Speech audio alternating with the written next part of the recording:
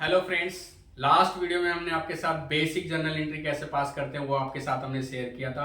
और आज हम आपको एडवांस जर्नल एंट्री है उस पे लेके जाना चाहते हैं। उससे पहले आप हमारे साथ लगे रहने के लिए हमारे चैनल को सब्सक्राइब कर लिए प्लीज, और आप लाइक और कमेंट के द्वारा हमें सारी चीजें बताते रहिए आपको वीडियो कैसी लग रही है।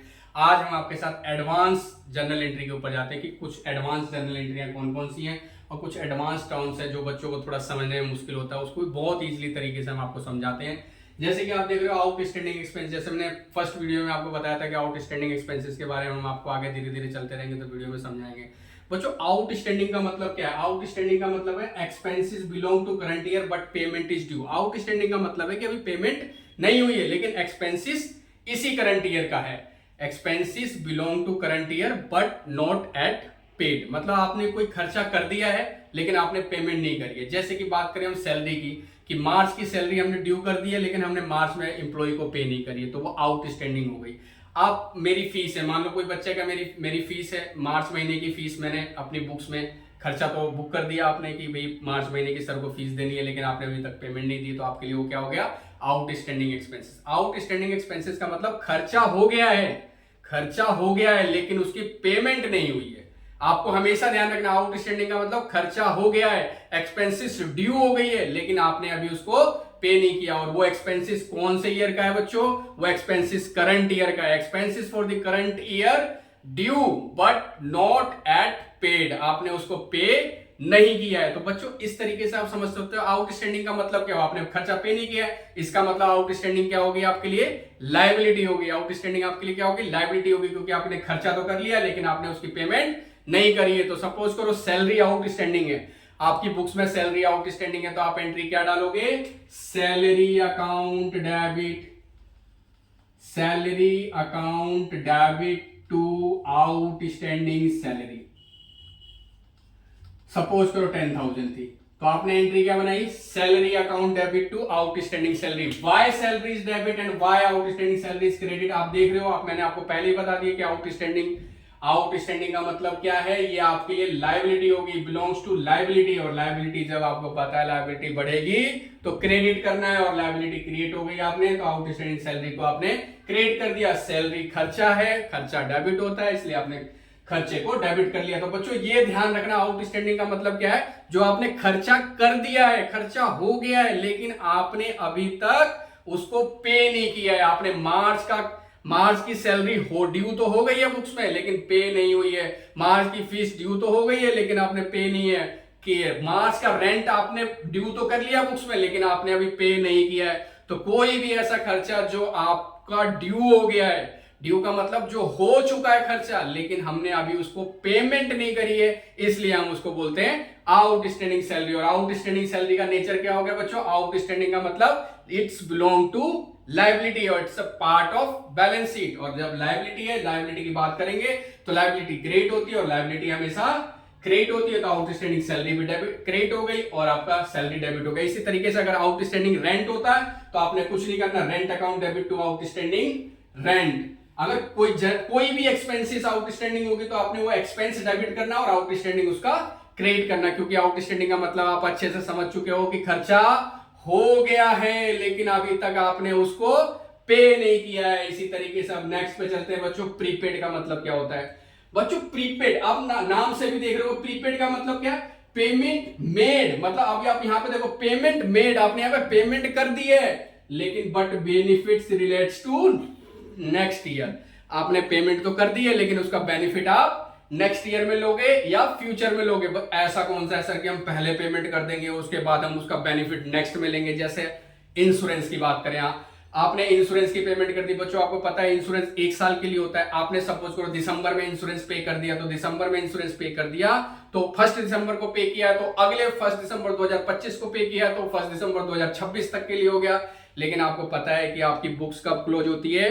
फाइनेंशियल ईयर अप्रैल से स्टार्ट होता है और मार्च में खत्म हो जाता है। तो 1 अप्रैल से 31 मार्च तक का खर्चा आपका खर्चा हो गया और उसके बाद का जो हो गया वो आपके लिए क्या हो गया? प्रीपेड हो गया। तो प्रीपेड का मतलब समझ लो बच्चों, सीधी सी बात है, पेमेंट मेड, पेमेंट कर दी है आपने लेकिन आपने उसका बेनिफिट आगे लेंगे, नेक्स्ट ईयर में लेंगे, इसलिए वो क्या हो गया? प्रीपेड होगी। तो बच्चों इसकी एंट्री क्या बनेगी बताओ? प्रीपेड, प्रीपेड का मतलब क्या है बच्चों? प्रीपेड का मतलब प्रीपेड एसेट्स हो गई, क्योंकि उसका हमने खर्चा कर दिया लेकिन बेनिफिट हम आगे लेंगे। तो आपने क्या करा? Prepaid account debit, prepaid account debit to expense. Suppose करो इंश्योरेंस प्रीपेड है तो prepaid insurance account debit, prepaid insurance account debit, prepaid insurance account debit to insurance. तो आपने एंट्री करी prepaid insurance account debit to insurance. Why prepaid insurance is debited and why insurance is credited? Because prepaid क्या हो गया? Next financial year से relate करता है, और वो आपके लिए आज मार्च में तो आपके लिए एसेट्स है ना भैया, खर्चा तो आपने पूरा कर दिया लेकिन उसका बेनिफिट आप आगे आने वाले फाइनेंशियल ईयर में लेने वाले। तो आप मार्च में जब बुक करोगे तो आप उतने पीरियड को क्या लेके जाओगे? एज अ बैलेंस शीट में एसेट्स बुक करोगे। तो उस नाम से आपने क्या करा? प्रीपेड इंश्योरेंस डेबिट करा, और इंश्योरेंस को क्रेडिट इसलिए करा क्योंकि बच्चों अब इंश्योरेंस जो खर्चा है, खर्चा तो कम करना पड़ेगा ना, खर्चा कम कर दिया आपने और आपने एसेट्स बुक कर दी। तो एंट्री क्या बनी आपकी? Prepaid insurance account debit to insurance. इसी तरीके से अगर प्रीपेड रेंट होता तो prepaid rent account debit to rent. तो अब आपको समझ में आ गया होगा कि प्रीपेड का मतलब क्या है। प्रीपेड का मतलब है payment made but benefit relate to next year, payment made but benefit relate to next year. अब नेक्स्ट बच्चों बहुत ही इंटरेस्टिंग है एक्रूड इनकम।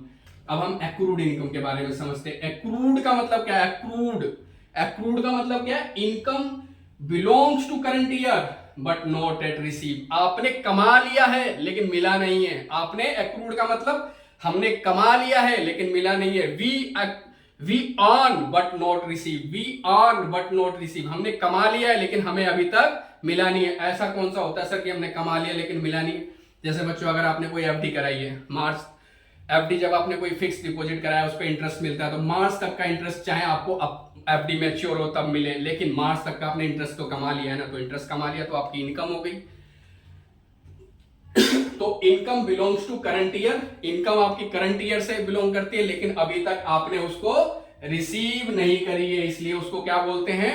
Accrued interest. लेकिन आपने कमा लिया तो आपने एंट्री क्या बनाओगे बच्चों इसकी? Accrued interest account debit to interest 10,000। आपने एंट्री क्या करी? एक्रूड इंटरेस्ट डेबिट किया, इंटरेस्ट को क्रेडिट किया। इंटरेस्ट को क्यों क्रेडिट किया? बिकॉज इंटरेस्ट आपके लिए क्या है? इनकम है, और इनकम सारी क्या होती है? हमेशा क्रेडिट होती है। और एक्रूड इंटरेस्ट को क्यों आपने डेबिट किया? क्योंकि आपने इनकम कमा तो ली है लेकिन मिला ही तो नहीं है। तो कमा लिया तो आपके लिए it's a part of balance sheet item हो गया। बैलेंस शीट आइटम हो गया तो एसेट्स को आप बढ़ा रहे हो, एक तरीके से एसेट्स को बढ़ा रहे हो। तो आपने क्या करा? एक्रूड इंटरेस्ट को डेबिट कर दिया और इंटरेस्ट को क्रेडिट कर दिया। इसी तरीके से बच्चों जब हम नेक्स्ट बात करते हैं एक्रूड इंटरेस्ट का मतलब, देखो एक्रूड इंटरेस्ट में आपको एक बार और बताया था, शायद कई बार बच्चों को कंफ्यूजन रहता है। एक्रूड का मतलब होता है कि वी अर्न, हमने कमा लिया है, बट नॉट एट रिसीव्ड, हमने उसको कमा लिया है लेकिन अभी तक हमें वो मिला नहीं है। मतलब अगर बात करें 24-25 के फाइनेंशियल ईयर की, तो 24-25 के फाइनेंशियल ईयर में वो इनकम हमने कमा ली है लेकिन हमें 24-25 के फाइनेंशियल ईयर मिली नहीं है। इसीलिए हमने क्या करा? एक्रूड इंटरेस्ट को डेबिट करा, क्योंकि ये क्या हो गया? पार्ट ऑफ बैलेंस शीट हो गया और ये एक एसेट्स हो गई। तो एसेट्स को जब बढ़ाना है तो एसेट्स क्या करोगे? डेबिट। और इंटरेस्ट को क्रेडिट क्यों करा दोस्तों? क्योंकि इंटरेस्ट क्या है आपके लिए? इंटरेस्ट इनकम है। आपने इनकम कमा ली है तो हमने कमा लिया तो इंटरेस्ट एज यूजुअली जो इनकम होती है वो क्रेडिट होती है, आपने क्रेडिट कर दिया। और लास्ट वन जो बच्चों है इनकम रिसीव इन एडवांस। अब इनकम रिसीव इन एडवांस बच्चों दोनों में ना टेक्निकली बहुत फर्क है, एक नहीं है।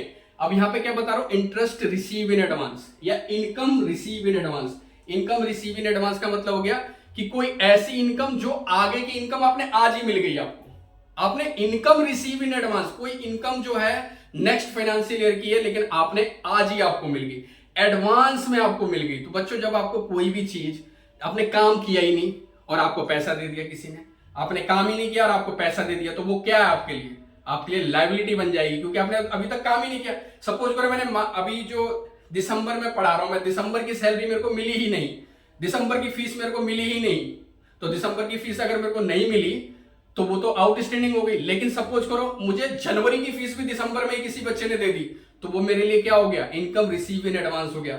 और मैंने क्योंकि अभी तक बच्चे को पढ़ाया ही नहीं, जनवरी आएगी तब पढ़ाऊंगा, लेकिन दिसंबर में मेरे को फीस मिलेगी तो मेरे लिए क्या हो गई, वो लाइबिलिटी हो गई, इन फीस रिसीव इन एडवांस हो गई।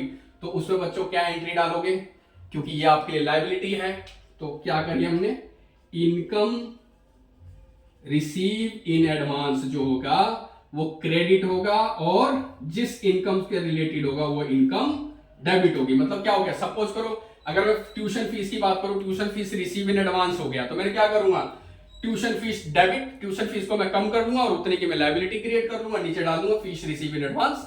सिंपल है बच्चों। तो मैं आपको क्विक रिवीजन कराता हूं, आउटस्टैंडिंग, प्रीपेड, एक्रूड और इनकम रिसीव इन एडवांस का मतलब क्या होता है। आउटस्टैंडिंग का मतलब मैंने आपको क्या बताया कि आपने क्या करा है, एक्सपेंसिस आपका हो गया है लेकिन आपने अभी तक उसकी पेमेंट नहीं करी है। Expenses belong to current year, मतलब करंट ईयर से बिलोंग करता है एक्सपेंसिस, और एक्सपेंसिस अकड़ हो चुकी है, एक्सपेंसिस ड्यू हो चुकी है, लेकिन आपने उसको अभी तक पे नहीं किया। प्रीपेड का मतलब क्या हुआ बच्चों, प्रीपेड का मतलब payment made but benefit receive in next year, माने आपने एडवांस में पेमेंट कर दी है। एक्रूड का मतलब income earn but not at receive, मैंने इनकम कमा तो ली है लेकिन मुझे मिली नहीं है। एक्रूड का मतलब ये होता है कमा लिया है लेकिन मिला नहीं है। और इनकम रिसीव इन एडवांस का मतलब क्या है कि आपने नेक्स्ट इनकम भी, मतलब नेक्स्ट मंथ की फीस भी मुझे आज ही मिल गई, तो मेरे लिए बच्चों क्या हो गई, वो लायबिलिटी हो गई, मेरे लिए लायबिलिटी हो गई। तो मैं उसे पार्ट ऑफ, ये मेरे लिए पार्ट ऑफ बैलेंस शीट हो गया, वो बैलेंस शीट का पार्ट हो गया। तो मैंने क्या करा, वो tuition fees receive in advance को क्रेडिट करूंगा और फीस को डेबिट करूंगा, क्योंकि उतने से फीस में कम कर दूंगा। तो कैसी लगी हमारी आपको हमारी वीडियो, हमारे चैनल को सब्सक्राइब करते रहिए, और इसी तरीके से हम आपको आने वाले टाइम में नेक्स्ट वीडियो भी प्रोवाइड कराते रहेंगे। धन्यवाद, बाय बाय।